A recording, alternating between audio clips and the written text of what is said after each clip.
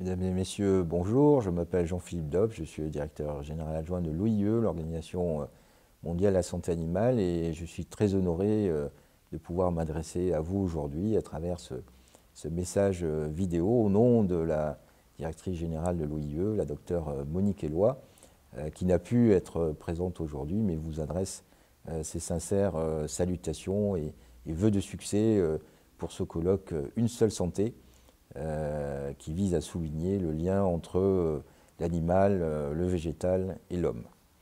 En effet, ce lien existe et il peut paraître paradoxal de confier cette allocution à un vétérinaire, responsable d'une organisation qui s'occupe de santé animale, mais je relève le défi avec plaisir et je partagerai avec vous un certain nombre de réflexions sur les interactions entre le secteur de la santé des plantes et ceux de la santé humaine et de la santé animale.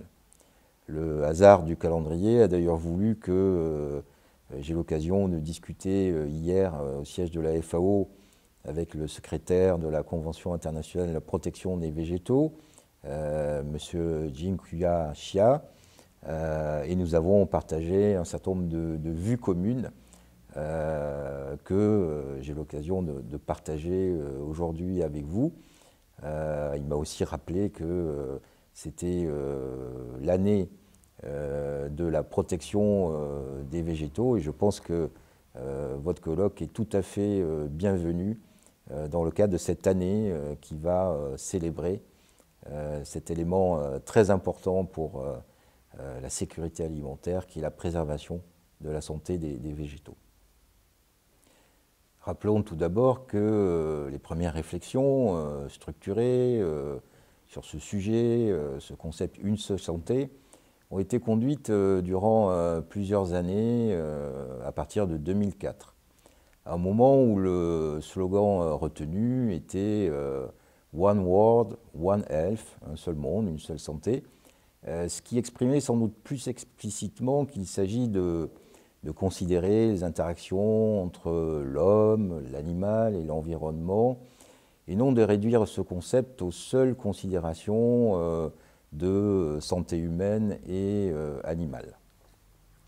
L'approche multidisciplinaire de ces questions retrouvait ses lettres de noblesse, de nombreuses réunions de réflexion ont été organisées, conduisant à la publication de plusieurs documents que vous voyez ici à l'écran, qu'il est encore intéressant de considérer aujourd'hui, car les fondamentaux du concept restent profondément d'actualité, une actualité qui est d'ailleurs dominée par l'émergence du coronavirus en Asie et qui nous donnera certainement l'occasion de développer encore plus avant le concept Une seule santé. Les travaux auxquels je me référais ont été surtout développés sur fond de la crise de la grippe aviaire hautement pathogène, potentiellement transmissible à l'homme, qui ont conduit les organisations internationales que sont l'OMS, la FAO et l'OIE à revoir et à formaliser leurs partenariats, soit de façon bilatérale, soit selon une approche dite tripartite, lorsqu'il s'agissait de définir des actions conjointes, ou du moins coordonnées, pour la gestion des risques ou des émergences de risques à l'interface entre les trois secteurs de la santé animale, de la santé des plantes et de l'environnement. Vous avez certainement déjà vu cette diapositive sur fond de la carte du monde et de l'émergence des risques qui illustre combien santé humaine et santé animale sont étroitement liées du fait de notre sensibilité aux mêmes agents pathogènes, mais il faut regarder plus précisément et ne pas s'intéresser qu'aux interactions homme-animal. En effet, regardons les résultats de cette étude conduite par EcoHealth Alliance concernant les facteurs d'émergence de la maladie chez l'homme. Vous pourrez noter, en fonction du classement qui apparaît à l'écran, que les modifications dans l'utilisation des terres, les modifications de l'industrie agricole, le climat et la météo sont des facteurs importants de facilitation de l'émergence des maladies chez l'homme ou chez les animaux.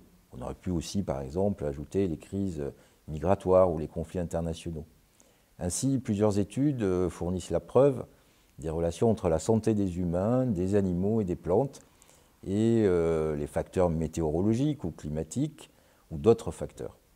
On notera les effets de l'exposition directe du changement climatique, dont il est tant question aujourd'hui et qui comprend l'évolution des conditions météorologiques, qui peut avoir un impact via l'augmentation des températures, l'augmentation des précipitations, la fréquence accrue d'événements extrêmes. Il y avait encore un épisode Cévenol il y a quelques jours, comme les effets de l'exposition indirecte qui comprend les changements dans l'eau et l'air qui impactent l'écologie des vecteurs et les changements dans les écosystèmes, l'agriculture, l'industrie, les établissements humains.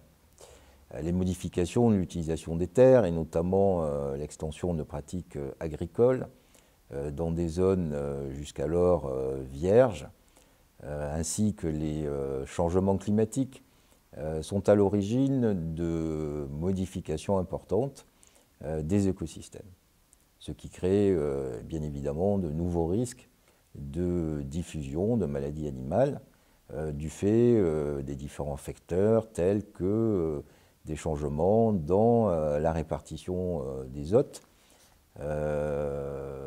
la densité et la disponibilité vis-à-vis des agents pathogènes dans le milieu extérieur qui peut se traduire par l'apparition de nouvelles maladies.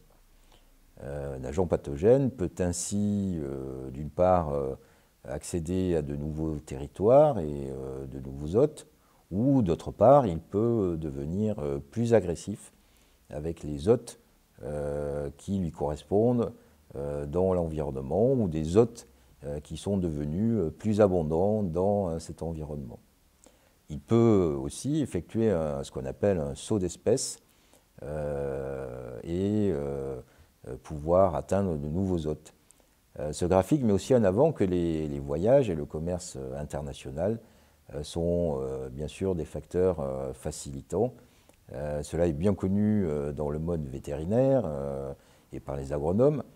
Et ce n'est pas sans raison que les règles internationales de certification sanitaire ont été développées par l'OIE, le Codex Alimentarius et la Convention internationale pour la protection des végétaux, afin de donner le maximum de garanties pour un commerce sécurisé des animaux, mais également des végétaux et de leurs produits. Néanmoins, et malgré toutes ces précautions, nous ne pouvons pas, nous ne devons pas oublier l'introduction de nombreux pathogènes ou espèces invasives. Mais vous aurez certainement et ultérieurement des présentations par des orateurs expérimentés qui reviendront sur cette question et nous donneront de nombreux exemples. Mais pouvons-nous tout contrôler, alors que de nombreux défis doivent être relevés, non seulement un par un, mais plutôt de façon concomitante. Une telle complexité ne peut pas être abordée point par point. C'est pourquoi un autre concept, à savoir celui de bonne gouvernance sanitaire mondiale, ne peut pas être dissocié de celui d'une seule santé, du One Health. Et je souhaite ici vous présenter succinctement deux exemples d'intervention en faveur d'une construction renforcée de la gouvernance mondiale, à savoir le programme PVS de l'OIE. PVS signifie Performance des services vétérinaires, et le programme conjointement développé avec l'OMS. Le PVS a été développé à partir des principes et normes des codes de l'OIE, disposer d'un outil qui permettent d'évaluer leur mise en œuvre. C'est ce qu'on appelle le processus d'évaluation de la performance des services vétérinaires, donc le fameux PVS. Il est à noter que la CIPV a aussi de son côté un outil qui vise les mêmes objectifs et qui s'appelle PCE pour Phytosanitary Capacity Evaluation. Donc vous voyez que les approches sont assez similaires. Donc, ce processus PVS développé par l'OIE donne les moyens aux services vétérinaires nationaux d'agir en leur permettant de mieux appréhender leurs points forts et leurs points faibles.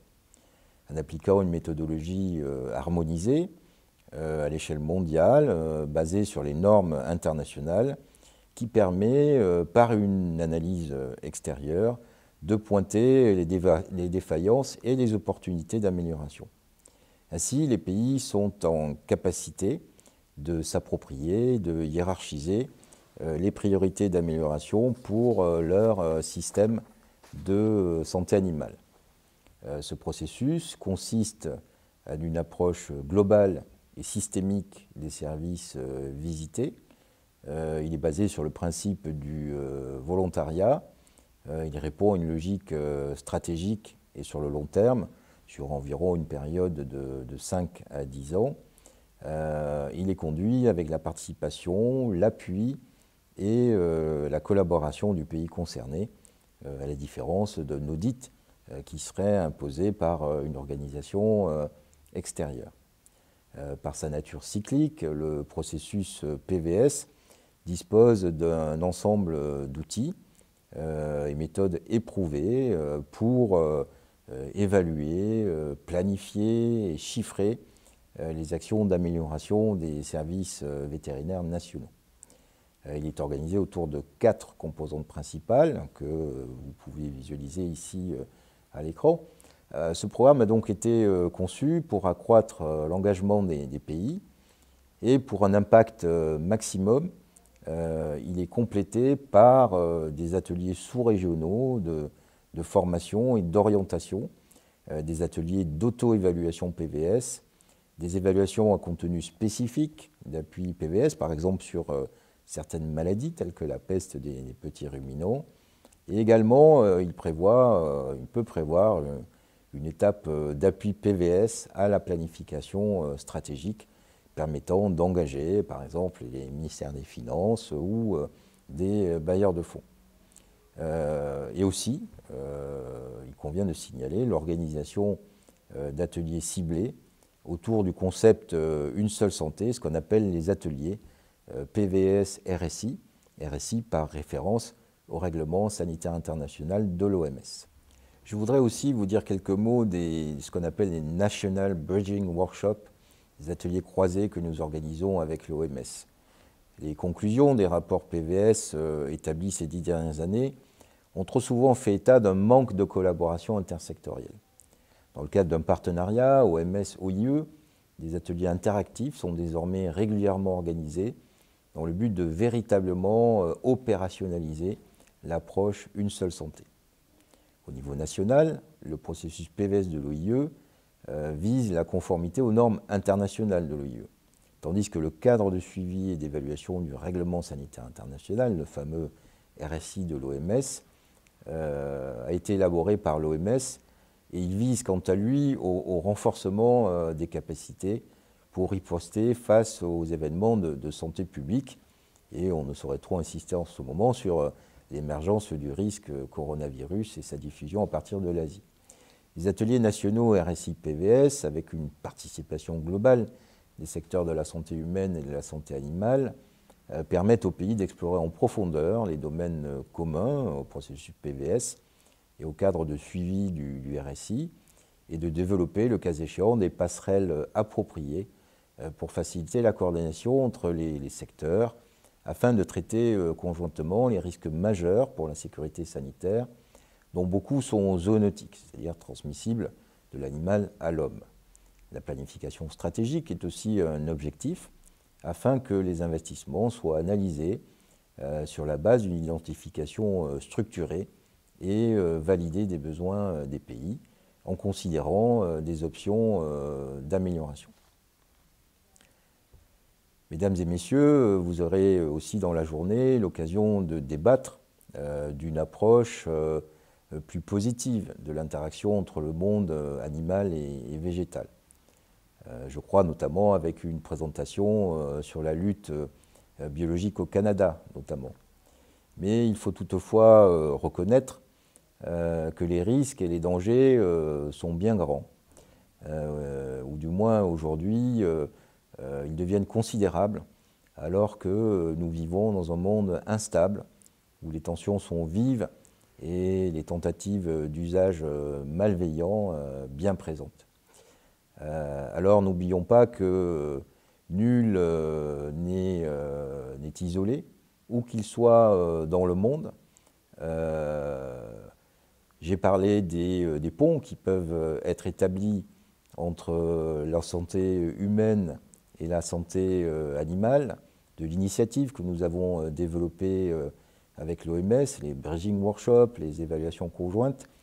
Mais je pense que demain, nous aurons certainement l'occasion de développer de nouvelles initiatives en partenariat avec la Convention internationale de la protection des végétaux, dont le secrétaire me disait hier que l'on pourrait, pourquoi pas, imaginer des évaluations globales SPS des pays, donc des évaluations qui incluraient les aspects de santé animale, de santé humaine et également de santé des végétaux. Donc peut-être que demain, la CIPV, l'OMS et l'OIE développeront de tels outils. En tout cas, d'ici là, je souhaitais remercier l'Académie d'avoir donné l'occasion à l'OIE de vous présenter sa vision du concept One Health, qui est bien sûr une vision ouverte sur la coopération avec d'autres organisations internationales et notamment la Convention internationale de la protection des végétaux. Je vous remercie de votre attention et je vous souhaite une excellente et instructive séance. Au revoir.